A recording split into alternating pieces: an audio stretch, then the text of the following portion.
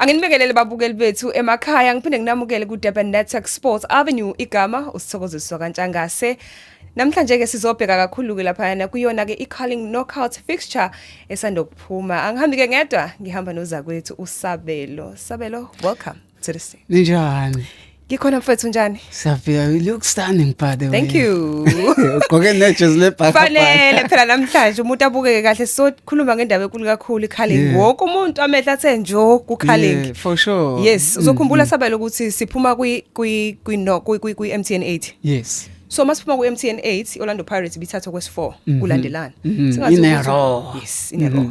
Singazi ukuthi ubani ke osazophinda bagudluze kulenda yabo. Yeah. Kodwa namhlanje ke esizobheka kakhulu iCarling. Yes. Uzokhumbula ukuthi ngokudlule iqembu lemagesi likhalela emuka nesicoco seCarling. Libaqabula iMamelodi Sundowns. iMamelodi Sundowns the big team in South Africa. Yeah. One of the biggest teams in South Africa.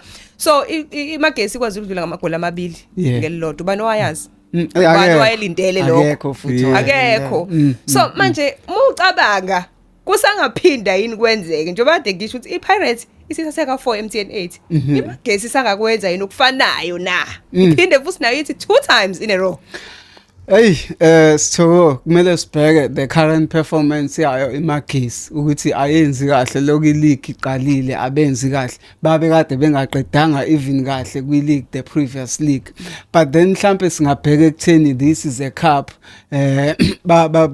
they are defending champions obviously so bazoya ngayo yonke indlela bazokwenza konke ukuthi isicoco sibuyele ekhaya so ngibona imagesi okuwukuthi noma ngabe iperformance yayo ingeyinhle kodwa izobilwa ngayo yonke indlela siyazi ukuthi imagesi inayo fighting spirit especially mangabe ihlasela banendlela eziningi zokudefeata iopponent yabo ngaleso sikhathi so yes we cannot dwell much on their current status with regards to the performance but then sibuka imagesi ezothi ikhaphu le isetafuleni lethu sifuna ukuyilwela ngakho konke esinako so yeah they will fight but kuzoba nzima ngempela ukuthi basurvive.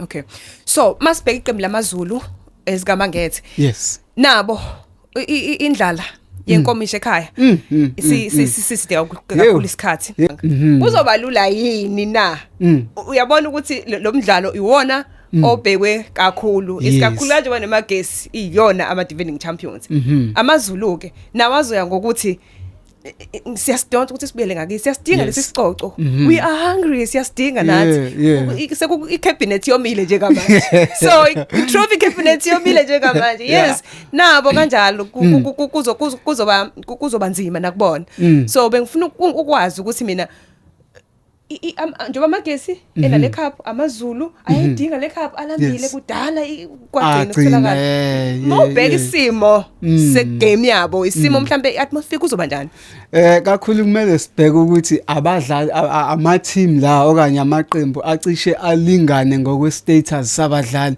ngokwe level ye budget okushuthi into esingayibona lapha ingacishe ilingana akekho zokhala ngokuthi I was playing Sundowns they have more quality compared to me so singabona Pirates so it's a different ball game so obvious amaZulu ane chance ecishe ilingane naye magesi so bona igame enhle kakhulu njengoba usho ukuthi dala lo misa lapha kwi cabinet yamaZulu so they would want to redeem their dignity obviously so they will give all what they have mawuzokhumbula kunamagame esiwabukile recently amaZulu sibheka how they attack it's more similar nendlela imagesi attack ngayo so cishe abantu abadlala ibhola somewhere somehow elicishe elifana which is going to be very very interesting. Okay, now kukhona ke le ekuthiwa undabze kwayo. Yes. Wathi mapensela ziphelile inkulu bemabhasini nasematimeleli yonke indawo. Yeah. Nanso ke igame yeStellenbosch the Kaizer Chiefs Carling knockouts aphinde zahlangana. La iStellenbosch asiyona team elula mangabe kakhulukazi mazidlala ama-cups yes nama team amakhulu futhi lawa seSoweto asiwezwa ngempela na iSundowns uzokhumbula ukuthi ku MTN 8 sidlale sasokufika ku extra time nePirates. Yes, that's true. Yes, kwasho ukuthi kufanele vele kwino yedwa. Mina ngokubona kwami ngibona ukuthi bazoya kuma penalties. However, yagcina iPirates ikwazile ukuthi idlule. Yes. iStellenbosch akusiyona team ongethatha kancane. So manje ukubheka indawo abahleli kuyona njengamanje kwi log yes nokubheka iKaizer Chiefs indawo ehleli kuyona kwi log kusitshela ukuthini lokho kusitshela ukuthi kuzoba igame enzima kakhulu iStellenbosch ngicabanga ukuthi umusibukisisa nje kahle somewhere somehow even though sikwazile ukufika kwifinal ye MTN 8 but siya struggle istruggle saso ke sibonwa nayi nomba ukuthi bathengise kakhulu abadlali babo which some of them were key players obviously lokho kuzohleze kuzo affect because to some position to some departments of the game you need to rebuild so ngicabanga ukuthi bakuleyo phase la be rebuild khona for which the unfortunate situation results they are expected from bona obviously Kaizer Chiefs nayo ngokwayo ifuna ukuthi redeem isithunzi sayo ngendlela yayo so bazolwa nabo ukuthi kube khona into abayitholayo iStellenbosch njengoba uchazile ukuthi sigudi kakhulu kuma cup siyalwa kuma cup ngingathi banayo iphilosophy yokudlala ama cup bacishe bafane nePirates ukuthi kwi cup ungabagejisa endaweni eziningi kodwa kwi cup spirit nephilosophy yabo ihlezi izoba khona so ngibona iStellenbosch esinjalo esizoshiya ngaphandle ukuthi asenzi kahle esizoshiya ngaphandle ukuthi kumanye ama department asiko rebuild kahle kodwa sizobe silwela ukuthi kube khona into esiyithola iChiefs nayo would be putting the very same effort so khumbula ukuthi iChiefs iqale kahle so isemandleni njengamanje konke kuyihambela kahle noma kukhona ama hiccups there and there but iChiefs ehlukile from iKaizer Chiefs of the previous seasons. Now, with Kaizer Chiefs new signings, ngikhuluma ngoPhasika Mako, abadlali banje ngoPhasika Mako, uThabiso Monyane, noKhanyisa Mayo. Asambonike kodwa ukhona ke. Luke Batman. Ubona Lebohang Maboye. No Lebohang Maboye. Yes, Ikadoro. Uvelebayi. A lot of players, yeah. Ukusayina kwabo kwabadlali ama key players anjengalawo sesiwabalulile. Ingabe into isukela emva kwe Nedbank Cup leyenzeke eMabhida ukuthi asisafuna ukubheka emuva. Asisahlehli. iCup neCup njengamanje soyidlala. Sidinga abadlali. Sidinga idepth njengamanje ukuze soqoqa zonke. Yes. Ngabe mhlambe masithatha ukuyicubungula noma siyicwaninga indlela abasayine ngayo ingabe ikhuluma lokho impela kukaningi ukuthi ngakukhuluma lokho sokhumbula ukuthi iKaizer Chiefs i-team ebekade ineyinkinga mangabe kuza kwi-window period la kufanele i-window transfer la kusayina khona abadlali for which I think benze into ehlukile compared to other season basayina abadlali abaningi abadlali obonayo ukuthi benza kahle emathimini abo igcina iChiefs seyiba nesikhathi la bese iduma ngokuthi you buy one get one free i-free agent FC blah blah blah.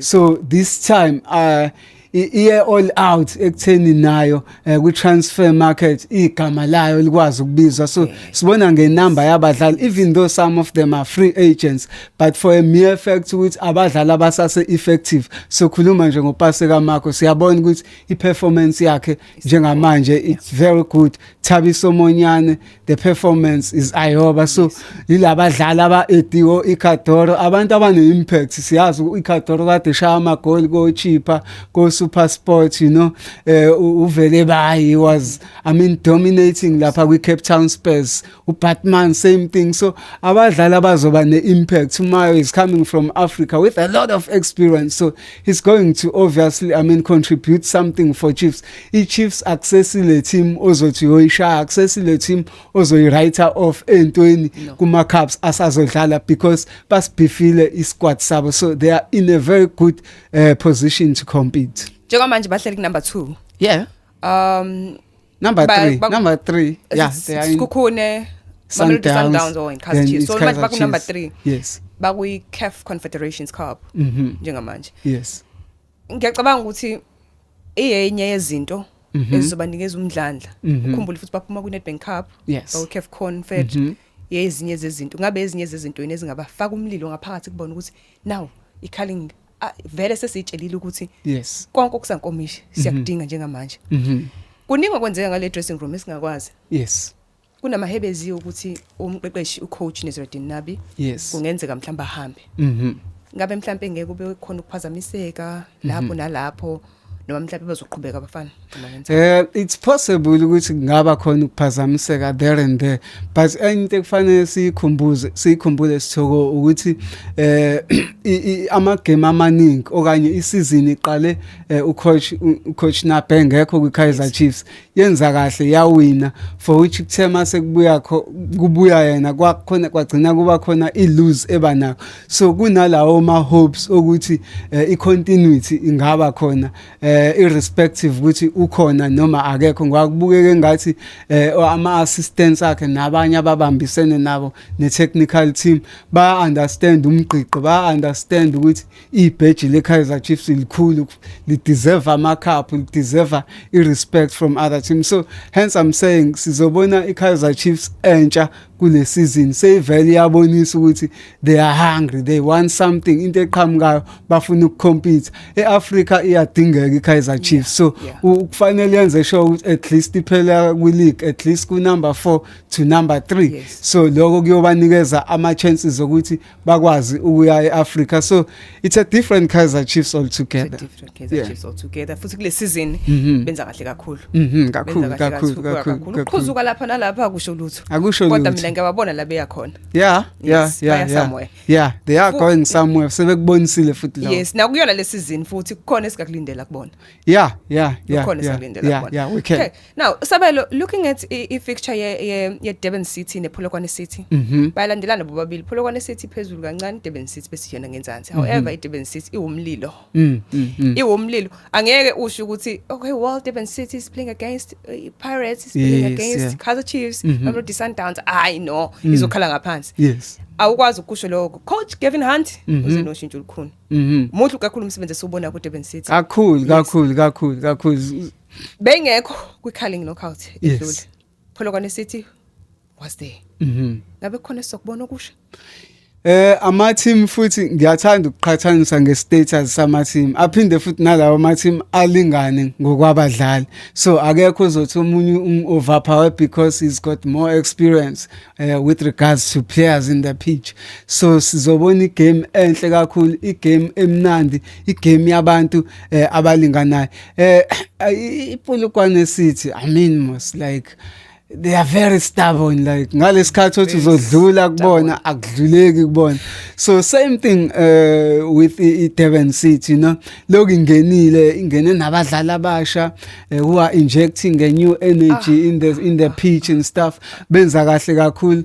Coach Kevin Hunt, we know him. It's obvious, like uyakwazi ukuassemblisha i-team ene winning mentality, i-team ekwazi ukuhlasela. So ngibuka nje ama team azobe ehlaselana ngapha nangapha.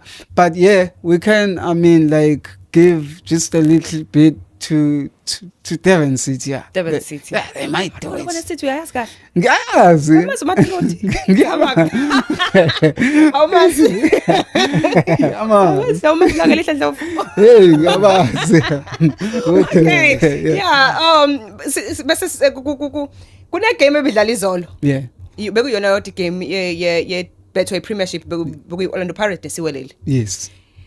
Kunama highlights amancane lapha khona lesiwelele besizama ukusikhombisa kona ukuthi sizophinda futhi ngeKarling. Yes. Yeah. Isiwelele besidlala izolo akusizo lesiwelele abantu abasaziyo. Bekwesinye isiwelele. Esihlukile. Yes. Kangokuba no coach usema wesiwelele ukushilo lokho ukuthi from now on futhi kakhulukazi ngeSunday sizobona elinye iside lesiwelele. Sizobuya bayadlala neMaroom. Ngabe lokho besikubona izolo ikona sokubona ngeKarling.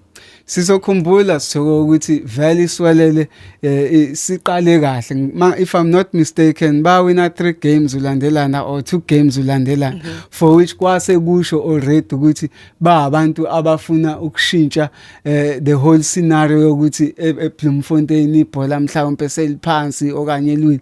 Sokhumbula ukuthi into ephinde yaedeka kubona ucoach uLehlo Honolo Siyema o understand iculture yase Bloemfontein, very for good which coach, who's trying by all means to inject that energy lapha eBloemfontein. So iswelele esihlukile esizosibona going forward, ngoba abalweli kuphela ukuwina ama-game, balwela ne-badge, balwela ukuthi ama-supporters abo akade sehambile iminyaka efudukela emathimini ahlukahlukene abuye eze kubona eze ekhaya labo. Uyazi ukuthi iswelele kwesinye isikhathi masidlalela eBloemfontein suke sesingawona u11 egroundini, suke sesiwu12. Yes.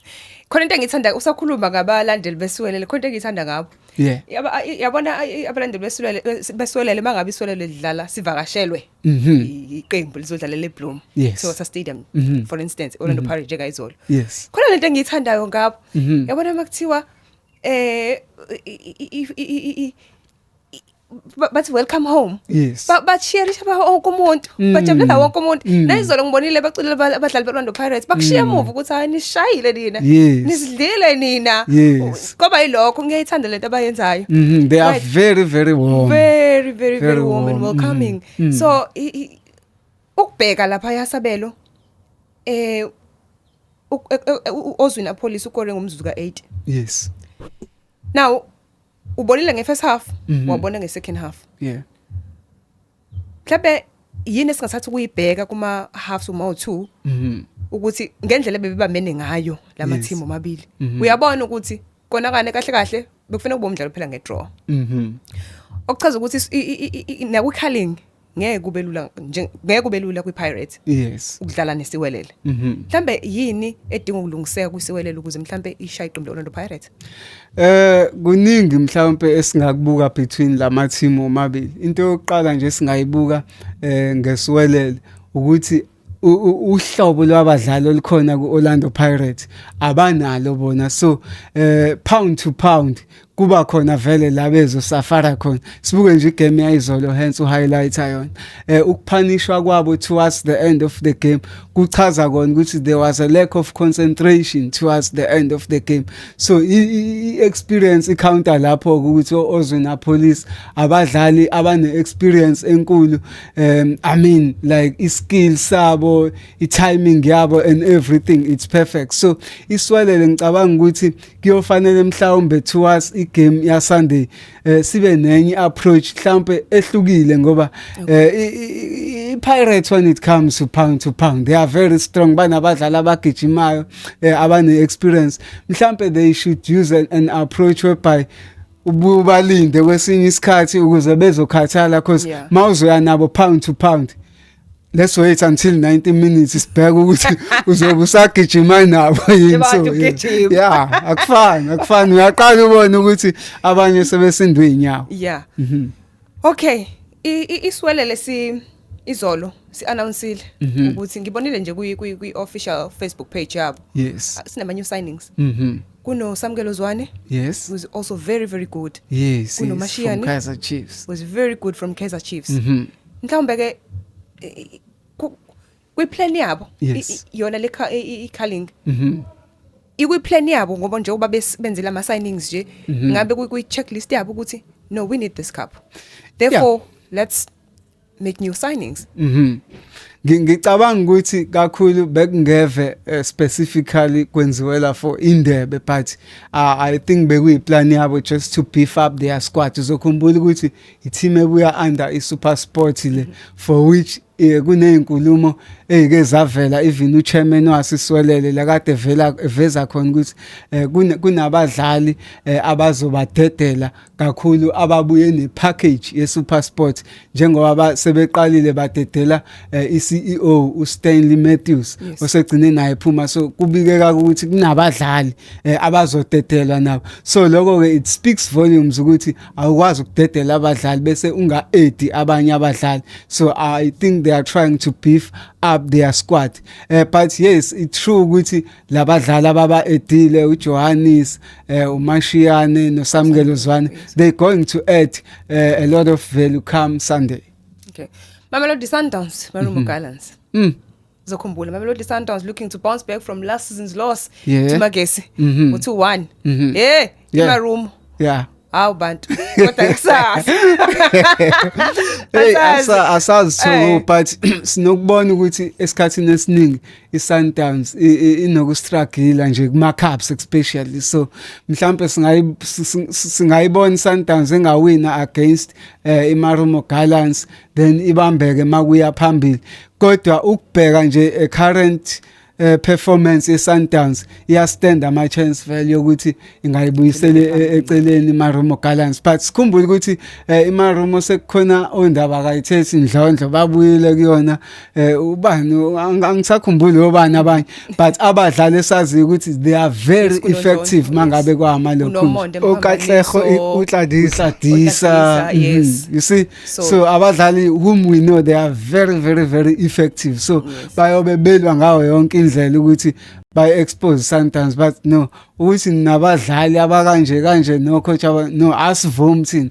nathi sifuna lethi igama libizwe magameni angcwele okay sine Orbit College le TS Galaxy yes TS Galaxy ino Puso Titsejane was very good yeah what a player you Imamelodi Sundowns sisayi welcome kwi Betway Premiership yes kuningi sisakulindele kuyona mina ngokwami angifisa ukuyibona ibuyele emuva kahle angisho ukuthi kune team kune club thize ku Betway engafisa ukuyibona iphindela iwayizeme no so nayo Orbit College bengafisa ukuphinda ngiyibona nangesizini elandelayo kodwa ama chances angiboni angazi yeah they are kind of slim Thoko remember ukuthi kwakulindele ukuthi benza ama signings nabo kakhulu mhlambe kubadlali Thoko sebenesipiliyoni esithile they did I mean a very few signings which seems to be not effective because like even manje you don't even guarantee ukuthi bazoyiwina igame mangabe beya egaming so they struggle a lot so asazi kuzokwenzakalani yeah but however ke i-team kunawo ama game asebeke abawina for which I mean basangakwazi ukuphinde bakwenze kungaba nama surprises there and there mhlawumbe mangathi iTS Galaxy ne Orbit College mhlawumbe uma ucabanga score prediction maybe 3-1 yeah but really iTS Galaxy they going to scoop this one definitely okay let us move on there is Richards Bay ne cheaper currently cheaper akakhambi kahle njengamanje isigcineni and Richards Bay ku top 10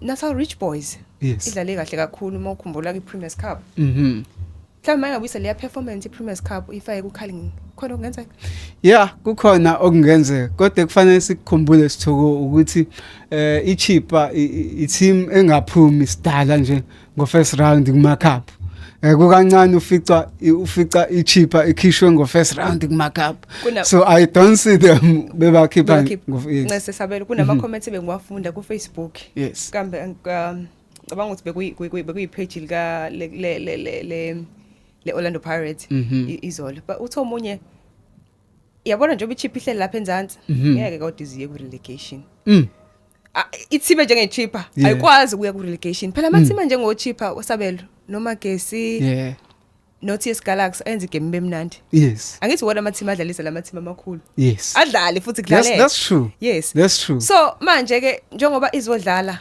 ne Richards Bay ne team njenge Richards Bay uyazi Richards Bay madlala nePirates udlala kanjani uyazi Richards Bay madlala neChiefs give it all out they give it all so manje njengoba bedlala bobabili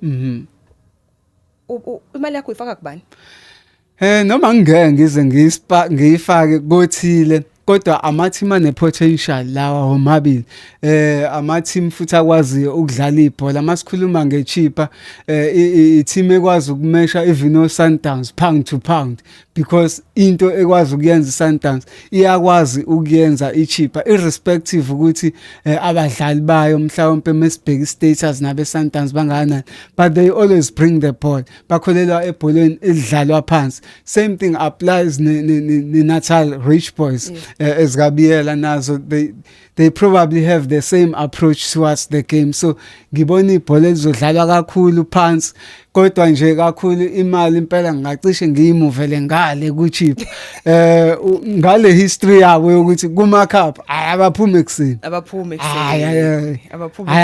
ekseni laba. Right. Nali iqembu laseThekwini. Lemonville Golden Arrows abafana besi-10 Sekhukhune. Hayi isikhukhune currently sishise ikhona. Ayekho umuntu ofuna ukubhekana nesikhukhune. Ubani? Akekho umuntu ofuna ukubhekana nesikhukhune asiqindi umuntu. This season akazi le form le performance engaka le energy engaka bayithatha kabi. Hey ngeke isikhukhune sishisa kakhulu. Wamina ngesaba. Yasaba. Yes. I-Arrows. Yanele ukuthi bhekana nesikhukhune. Hey, ave kunzima. Angifuni ukuqamba amanga. I-Arrows ayikasiniki lento esiyilindele kuyona. Bekunama promises amaningi kungathi i-Arrows khona okusha noma okuhle ezovela nako ngokusheshsha. Sokhumbula ukuthi ucoach abamsebenzisayo njengamanje uManqoba Mqithi unesipiliyoni esikhulu edlala ethimini ebekade inqoba indebe eziningi eSouth Africa, for which ukufika kwakhe kube naloko ukuthi might be he becomes a messiah to this team that has been struggling for so long, for which asikaboni okukhulu kangako, yet abantu abadlala nabo baqale isizini on a high note right now baku number 1. So bayobhekana nalabo bantu. Sikhuluma ngoEric Tinkler la, umuntu othi mefaka amandla okuya phambili awafake wonke. Makumela introduce uRoot 1 yawo introducer, ama 1-2 yawa introducer. So really I don't see Arrows survivor lapha kwisikhukhune, but ke egcineni kwelanga uManqoba Mqithi labadlala naye he would love to show ukuthi ubani. Who's your anytime goal scorer lapha kwisikhukhune? My anytime goal scorer. Ngizokutshela ngelinye ilanga. Kuzakathi bekuzothi problem. Yena uyingozi kodwa ke hayi kakhulu. Kuyenzeka emagamini anjenganalawa uthola ukuthi umuntu ugcine sebekelwe abantu abathathu abazogada yena. So ugcine kuba nzima naye ngempela ukuthi akore because it's a target. Lo ngasuki kuyehlalani kuye. Hayibo. Uyatshelwa kuthiwa shada naye. Sabelo. Mawucabanga iCarling iCarling Cup. Yes. Inakho yini ukunikeza ama team angifuni ukuthi la mancane ngithande lo gama. Ayikho team encane kwiBetway. Team encane. No. So inakho yini lento yokunikeza amanye ama team mhlambe ayi ama team anjengo Sundowns, Chiefs, Orlando Pirates. Mhlambe iplatform yokuthi zivezeni. Yeah.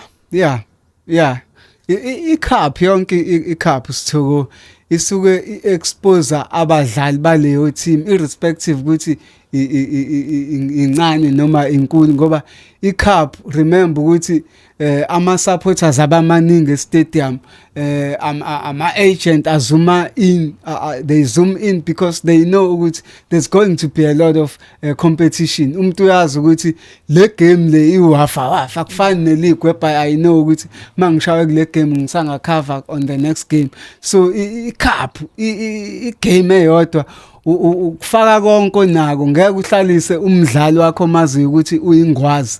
Wonke umuntu ocabanga ukuthi is going to be effective in the game wenza sure ukuthi ukwi first 11 yakho. So wonke ama team asuke enethuba ukuthi abadlali bawo bakwazi ukubonakala. Khumbula ukuthi abadlali even abaningi abatholi ogcina bemuvele emathimini amakhulu njengano Sundowns, the big 3 mhlambe the big 4 bavame kakhulu ukuthi kube yilabadlali abadominator kuma cup games, because ila ukuthi bayifaka yonke i-energy abanayo. So I totally agree and 100% agree with you ukuthi it does expose players from the underrated team, if I may put it that way. Yes. Kusene imbalance kwibhola lase South Africa. So lokho sokubona njengoba isikhathi esiningi makudlala ama cups sokubona nje basiye kwiCarling. Yes. Ngokucabanga igap laphi kusene gap unyana, but kuyazama ukuvaleka isizini esini siyakwazi ukubona umehluko, but still kusekhona lokho compared to EPL Yeah. Bundesliga zonke lezo Yes. ikuphi la shoda uma nekukhona la kushoda khona No, to be quite sincere with you. Ama signings wona akhuluma ebholeni. Ingakho makufanele sibuke lokho ukuze si understand kumele sibheke ukuthi umhlaba wonke ama team adominateayo imaphi. Kakhulukazi lama team ekuthi mangabe kuvulwa I-transfer window akwazi ukuzizwa amandla. So every time iwona ama team ayohlale ene upper hand. I-Sundowns eSouth Africa ine upper hand because kwi-transfer window ibona abane muscle. Same thing applies with Orlando Pirates. I-Chiefs they are moving towards that goal as well. So you could sense ukuthi leyo nto leyo iyalwakha ushintsho. I-performance ihleze izolingana kunomba. Kodwa isipiliyoni sihleze sizo counter because ekugcineni kwelanga obambelela kuze kube sekugcineni ilo onesipiliyoni sihleze sibona yabo nje i-team efana nesikhukhuni yes ngayibheka manje ukuthi they are on top of the log but makuhamba isikhathi kuzoba khona la ama-team esebaredile ukuthi badlala kanjani bayingozi basebenzisa yiphi philosophy uku-attacker nokuwina ama-games bese eyababamba ngaleso sikhathi the time ama-team esebabambile sekufuneka lento esiyibiza nge-individual brilliance for which bayilekha kosikhukhune because banabadlali othola ukuthi they cannot cope when those time comes. wayibeka ngaye ezwakala so injalo indaba yeCarling asikakezwa ke mayelana neqala kwayo ukuthi iqala nini ikhathi kanye nama venues la izodlalelwa khona futhi ukuhamba kwesikhathi PSL masu confirmile yonke into yes abantu bazobe sebeyaziswa ke ukuthi kumi kanjani yes abantu bebeqala ke bethi bethenga amathikithi yeah abathanda ukutravela abadlala away bayalungisa ama accommodation yonke into kanjalo so Carling knockout yeah ikanjalo yeah izobe zibondiwe ngicabanga ukuthi ziqhathwe kahle hence bes highlight ekuqaleni ukuthi kumnandi ngoba kunama team acishe alingane ngokwestatus sabadlali so kuzoba kuhle kakhulu singase sibone those underrated team omunye wabo ebala eduze impela mhlawumbe azafika kuma finals suka yes ibaphi Sabelo tshela mina ibaphi Chipa okay Sikhukhune last man standing ngifuna ungitshele ukuthi lo angayithatha uzobe ebanga naloko final yeah abantu who I think these days they are cup specialists which obviously the jersey that they wearing so yeah singababona ku final there's so many possibilities I think over the years but display ukuthi they are very good when it comes to short tournaments and stuff so singababona kwi final abanye abantu engibabona cishe besondela hence I was saying isikhukhune I mean like singababona isikhukhune sifika singayibona mhlawumbe iChipa futhi iphelela eduze I may not well right off Mamelodi Sundowns khona be struggle kuma cup but bana ama surprises because yeah. I mean at the end of the day they consist of a very deep depth squad yeah mina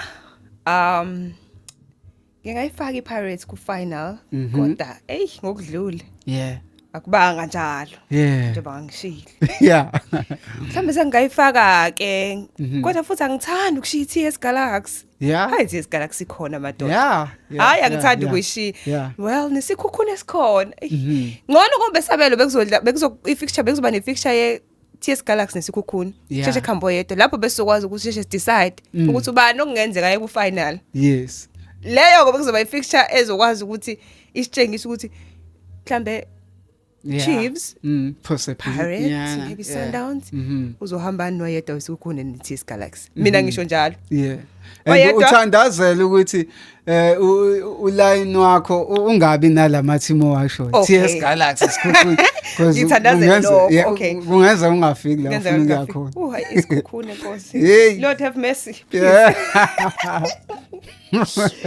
Sabelo yeah thank you so much for joining me yeah much appreciated kla kuyintokozo kuba sohlelweni lakho ngiyabonga kakhulu futhi ngokuzayo phinde futhi kube njalo kuzoba njalo siyabonga ngiyacela ukuthi lapha kuzasobe sizobuye sesizokhuluma ke indaba ukuthi yakhumbula ukuthi ngakutshela ukuthi ubani ozoya ku final ngakutshela ukuthi yeah lama Soweto Giants neMamelodi noyedwa wesikhukhune neTS Galaxy Yeah. kodwa ke wathi kulayini wami ngithandaza ukuthi ungabikho but mina ngangithe wena wathi sithebe kanjani For sure. yes siyabonga kakhulu ke balaleli bethu nababukeli bethu emakhaya ukuthi ni sijoyine la ku Durban Network Podcast Sports Hour. This is a Sports Avenue. Igama uSithokoziso wakantshangase. Lingakhohlwa ke ukusilandela lapha ya enkundleni zethu zokuxhumana Facebook page kanye na ku TikTok. Siyona ke iDurban Network Podcast. Until next time. Goodbye and take care.